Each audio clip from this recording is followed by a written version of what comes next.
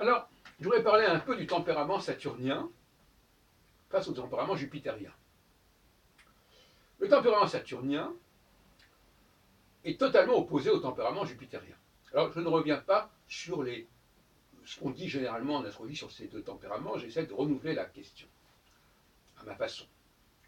Le saturnien, c'est quelqu'un qui n'aime pas copier les autres, qui n'aime pas faire semblant d'être l'autre, qui n'est pas dans le mimétisme, qui n'est pas dans l'assimilation, qui n'est pas dans l'intégration d'informations euh, extérieures. Et quand il intègre quelque chose, c'est immédiatement pour le transformer, pour le modifier à sa guise, à sa façon. Quand il rentre dans une religion, par exemple, il faut transformer la religion. Quand il rentre dans un savoir, il faut transformer ce savoir. De façon à ne jamais avoir quelqu'un à suivre, quelqu'un qu'il faudrait suivre. Puisqu'il est la Saturne est la planète la plus élevée, entre les trois, Saturne, Jupiter, Mars, donc il n'a pas au-dessus de lui qui que ce soit. Donc il est le maître absolu.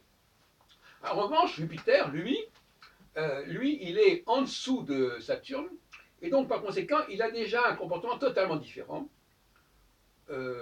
assimilationniste, comme dirait Éric Zemmour, cherchant à s'intégrer, à imiter, à adopter les pratiques locales, à parler comme on parle ici, avoir les prénoms qui sont pratiqués localement, vous voyez ce que je veux dire. Et finalement, le jupitérien, il est un lieutenant, il est un second.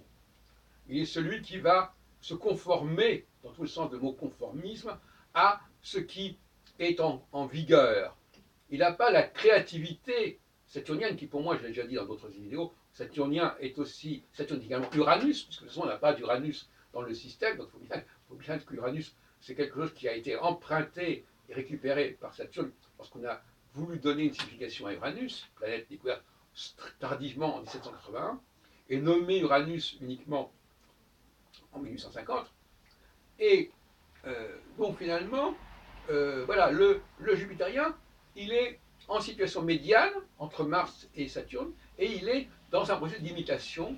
Il va obéir aux ordres, il va se conformer à la ligne directrice, ce qui n'est pas du tout le cas de Saturne. Le vrai Saturnien, lui, c'est le maître. Il n'obéit à personne, il se fait obéir par les autres, il n'est l'élève de personne, il est le disciple de personne, il n'a de reconnaissance à avoir avec personne, il s'est construit lui-même, et quand il accepte quelque chose, il va immédiatement le renouveler, le repenser, le retravailler de façon à ce que ça soit sa propriété, son apport, et non pas quelque chose qu'il aura récupéré ailleurs. Et le troisième facteur, évidemment, c'est Mars, qui est, que j'ai appelé désormais Minerve, Pallas, euh, parce que la première divinité de la guerre, chronologiquement, dans l'histoire de la mythologie gréco-romaine, c'est Minerve. C'est pas Mars. Mars vient en deuxième. Et puis je voulais associer Mars à la femme, parce que pour moi, Mars, c'est les valeurs qui sont les plus basses, si vous voulez, les valeurs inférieures, les valeurs d'intégration, d'assimilation, c'est quand même que la femme porte le nom de son mari, etc., va adopter les valeurs du pays ou de la famille ou du groupe auquel elle va se retrouver, exogamie, et donc par conséquent, il y a chez Mars quelque chose. Il n'y a pas vraiment de cycle martien, à proprement parler, puisque le cycle martien il est tellement rapide, même pas 2 ans pour faire le tour du zodiaque. Si on divise par 4, comme je l'ai dit dans une précédente vidéo, ça fait 6 mois. Si on divise les 6 mois par 2, parce qu'il y a la phase de conjonction et la phase de disjonction, ça devient dérisoire. Donc à quel moment Mars est puissant? Eh bien, il est puissant tout simplement lorsque Saturne et Jupiter sont faibles. C'est pas compliqué à comprendre. Donc je rappelle ma théorie de l'alignement. Alignement fort lorsque Saturne et Jupiter sont en conjonction, carré, opposition entre eux, donc dans le même signe cardinal ou dans les mêmes signes fixes, ou dans des signes cardinaux tous l'un et l'autre, ou dans les signes fixes tous l'un et l'autre, ou dans les signes stables tous l'un et l'autre. Et c'est un alignement faible, et à ce moment, quand il y a un alignement faible, ça renforce Mars, quand les deux planètes ne sont pas alignées. C'est-à-dire quand l'une est par exemple en situation, dans un signe cardinal, et l'autre dans un signe mutable, enfin, etc. Bon, là, elles ne sont pas alignées. Voilà, donc voilà ma conception, ma trilogie, ma troïka planétaire. Et je dois reconnaître que moi, pour clarifier les choses, moi je suis extrêmement saturnien. C'est-à-dire que tout ce que ma façon de fonctionner est saturnienne. Je suis le chef, le commandant, celui qui réforme les savoirs qu'il adopte, depuis toujours, n'est-ce pas, dès le départ, quand j'ai commencé l'astrologie, au bout de très peu de temps, j'ai modifié déjà l'astrologie.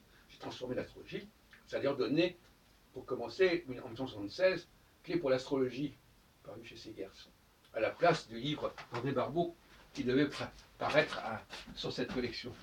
Donc, dans tous les domaines, que ce soit dans le domaine du judaïsme, dans le domaine de la linguistique, je suis quelqu'un qui essaie toujours de transformer les choses de façon à ce que je ne sois pas dépendant de qui que ce soit. Par exemple, je n'ai aucun astrologue dont je sois dépendant. Je ne suis ni à l'école de Gauquelin, ni à l'école de Barbeau, ni à l'école de Nicolas. Je ne suis le disciple de personne. Et dans tous les domaines, c'est pareil. Donc ça, c'est typiquement le saturnien. Donc si vous voulez avoir une vision du saturnien, pensez à Heilbronn. Donc c'est clair.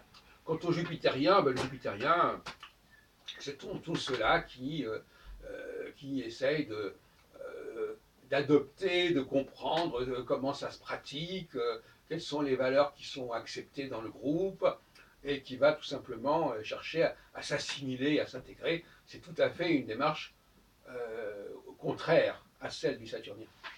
Voilà, donc pourquoi je dis ça? Parce qu'il faut être capable de...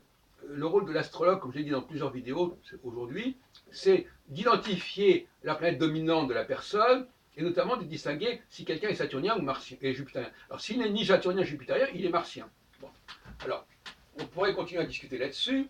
Je dirais, pour donner des pistes de recherche, pour compléter, que le saturnien essaie toujours de se mettre en position de celui qui connaît les choses en profondeur, qui est de souche, si vous voulez, qui n'est pas celui qui... C'est pas l'étranger qui débarque, c'est celui qui accueille l'étranger. Moi-même, j'ai fait une expérience dont je parlais dans une autre vidéo en 68, où j'ai émigré en Israël, mais c'est une expérience que j'ai immédiatement fait avorter au bout d'un an et demi, parce que justement j'étais en situation fausse, je faisais semblant d'apprendre l'hébreu, enfin je ne faisais pas semblant, mais je me mettais à l'apprendre l'hébreu, je me mettais à entrer dans la peau d'un Israélien, et finalement c'était tout à fait insupportable. Et donc toujours dans ma vie, j'ai toujours refusé d'être celui qui va imiter l'autre, qui va essayer de se conformer à l'autre, de se profiler selon l'autre. Ça a toujours été une politique que j'ai refusée depuis plus de 50 ans. Alors, vous pouvez trouver des jupitériens certainement très nombreux autour de vous. Et puis le martien, finalement, c'est celui qui va appliquer, qui va exécuter, sans toujours très bien comprendre ce qu'il fait, sans très bien connaître les tenants et les aboutissants. Voilà, il y a un savoir, il y a une pratique, il y a des façons de faire qu'il va falloir adopter, auxquelles il va falloir se conformer. Donc le conformisme, plus on descend de Saturne vers Mars, plus on est dans le conformisme. Voilà. Donc plus on est conformiste, plus on est en bas du système. Le cycle court, il est conformiste. Pourquoi? Parce que comme il a un cycle court, il n'a pas de colonne vertébrale, il n'a pas de structure qui va lui permettre de tenir sur une longue durée. Donc il va forcément être à la merci du cycle long qui est au-dessus de lui. Donc c'est pas du tout la même chose. Donc le personnage le plus ambigu, c'est Jupiter. Bon. Et le rôle de l'astrologue tel que je le vois pour 2019, c'est celui qui va être capable de détecter rapidement, même chez un enfant éventuellement, il y a peut-être des tests qu'on peut inventer, qui peuvent exister, qu'on peut récupérer dans les jardins d'enfants, etc. Il y a des jeux qui permettent de tester la personnalité de l'enfant très rapidement. L'enfant saturnien, lui, il veut avoir ses propres jeux. Il veut être le maître chez lui. Il ne veut pas obéir aux consignes qui sont données par les uns et par les autres. Il ne veut pas répéter docilement ce qu'on lui enseigne. Il veut rapidement transformer les choses à sa façon.